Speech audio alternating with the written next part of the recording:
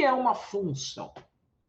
Uma função é uma aplicação que ela faz o seguinte: a partir de um conjunto de números, que nós podemos falar números reais, por exemplo. O que são os números reais? São todos os números possíveis que nós temos aqui, palpáveis, porque existem os números complexos, que não vamos entrar no mérito agora. Mas dentro daqueles números que nós conhecemos, os números reais, você tem dentro dos reais, por exemplo, dentro dos reais, você tem, por exemplo, menos 10, que é um inteiro negativo. Você tem, por exemplo, menos 1,5, que é um número racional exato. Por que é um racional exato? Porque ele não é inteiro, tá? Não é inteiro, mas ele para por aqui, né? A parte decimal para por aqui.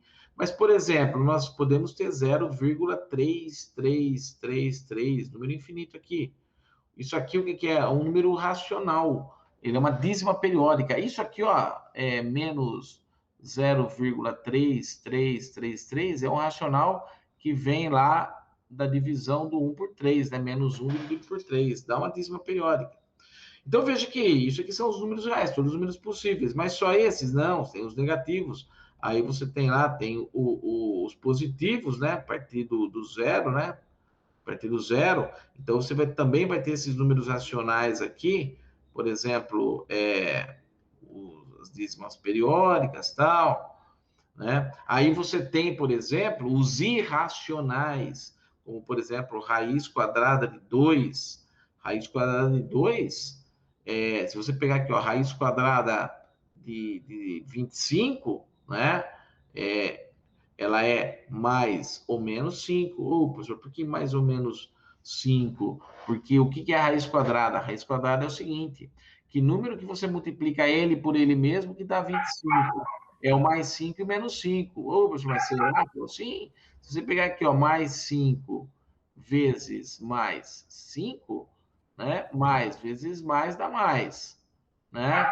5 vezes 5, 25. Então, tá aqui, ó, né? Mais, raiz quadrada de mais 25 é 5.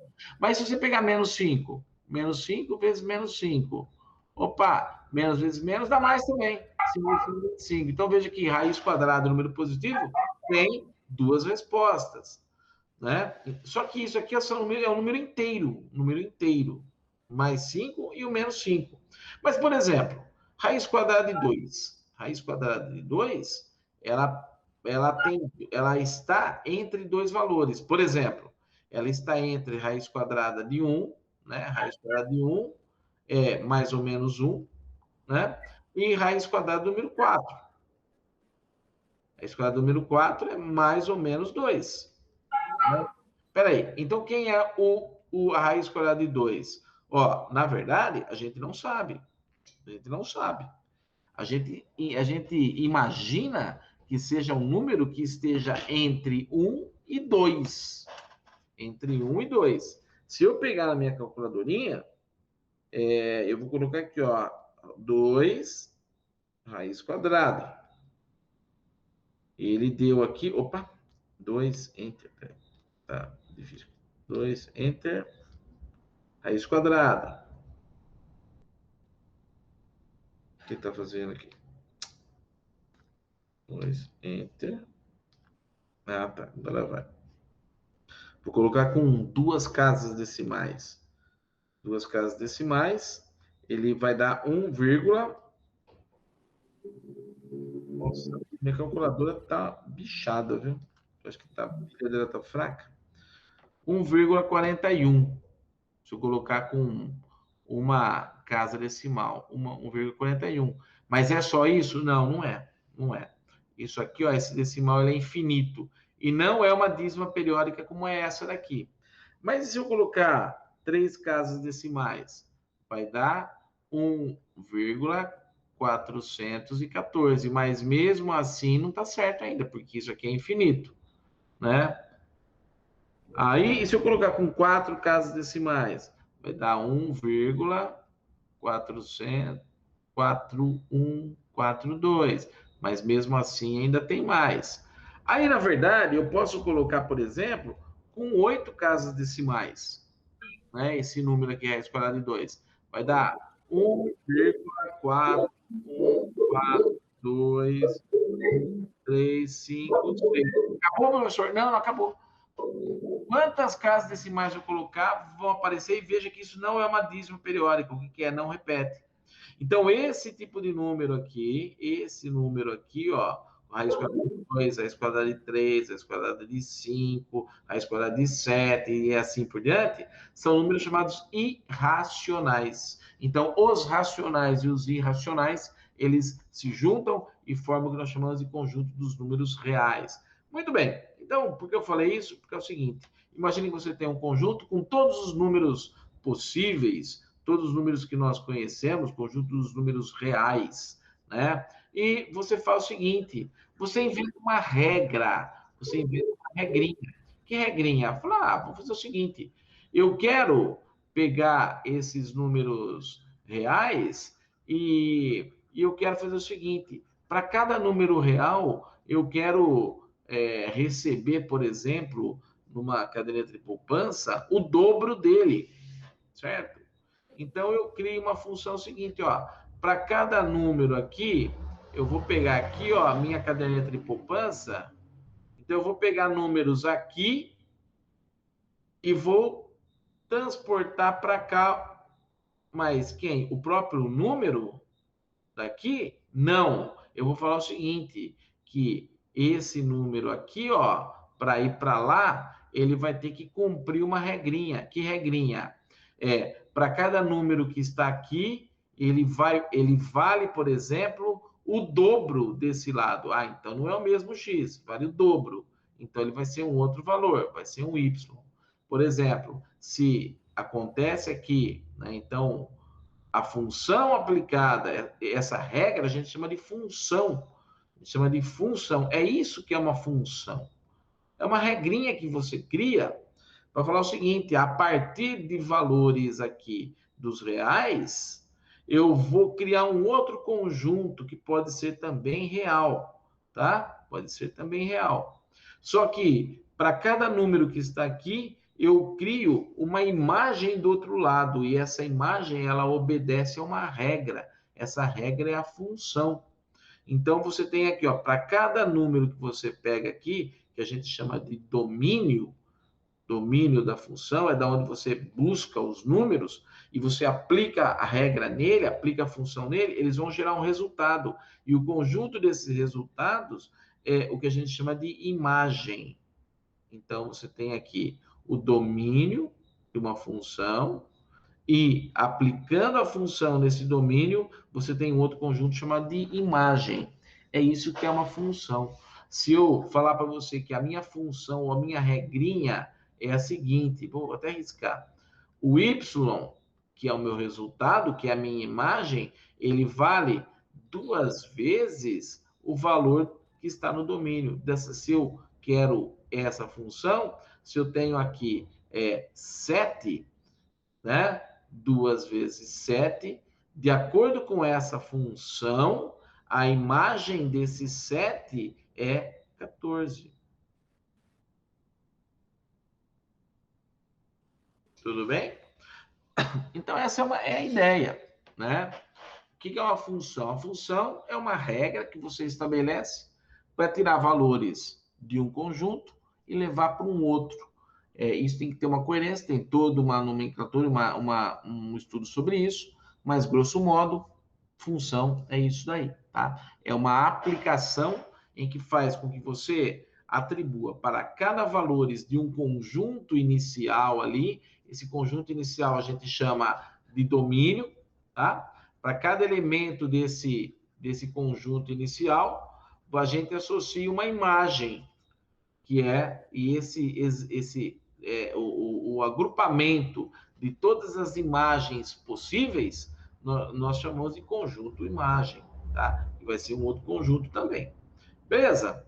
Agora, por que eu estou falando isso? É o seguinte, uma função, ela pode ser representada graficamente, Por quê? Porque, vou imaginar aqui, ó.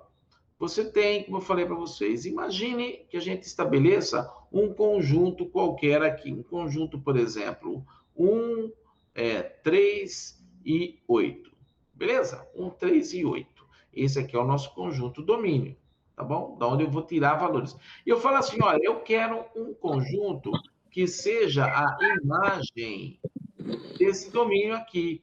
Mas falar, tudo bem, mas qual é a regra para criar essa imagem? A regra é a seguinte: o meu conjunto de imagem f de x ou y é a mesma coisa. É a seguinte: para cada valor de x, a minha imagem vai ser 3 vezes x. Ah, tá. Então, o que significa isso? Quem são os valores de x? O 1, o 3 e o 8, que é o nosso domínio. Isso daqui, ó, é y, né? Y e f de x é a mesma coisa, tá? Isso aqui, ó, tanto faz. Ou você pode falar que a função é y, que são os valores da imagem, ou f de x, que é a função aplicada em x. Beleza. Para cada x, o y é 3x. Aqui o x é 1, então a minha imagem vai ser 3 vezes 1, 3. Ou seja, de acordo com essa função, a imagem do 1 é 3. Tem outra imagem? Não, não tem. Não tem. A imagem da função é essa daí. A imagem desse valor x é esse, 3. Ponto. Acabou. Não tem outra imagem? Não tem. Se tiver, não é função. Tá? Professor, mas eu posso ter dois valores de x que têm a mesma imagem? Pode acontecer. Isso pode acontecer. Tá? Mas um domínio só tem uma imagem, certo? Dois domínios diferentes podem ter a mesma imagem, mas um domínio só tem uma imagem. Agora, vamos pensar o outro, esse 3. Eu quero a imagem do 3. De acordo com essa função, a imagem dele vai ser 3 vezes 3. 3 vezes 3 dá 9. Então, para esse 3, de acordo com essa função, a imagem dele é 9. Beleza? E a mesma coisa aqui, ó. A imagem desse 8, de acordo com essa função, é 3 vezes 8, 24.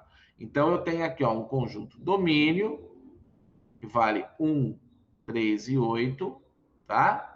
E tem aqui um conjunto imagem, que vale 3, 9 e 24. Tem uma maneira interessante de escrever, que é a seguinte, ó. A função aplicada em 1 tem como resultado 3. A função aplicada no 3 tem como resultado o 9. A função aplicada em 8 tem como resultado o 24. Tá joia? Muito bem.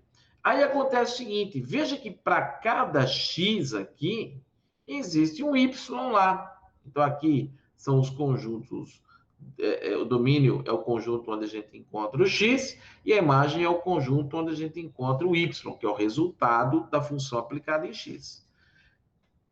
Para esse 1, só existe o 3, não tem outro.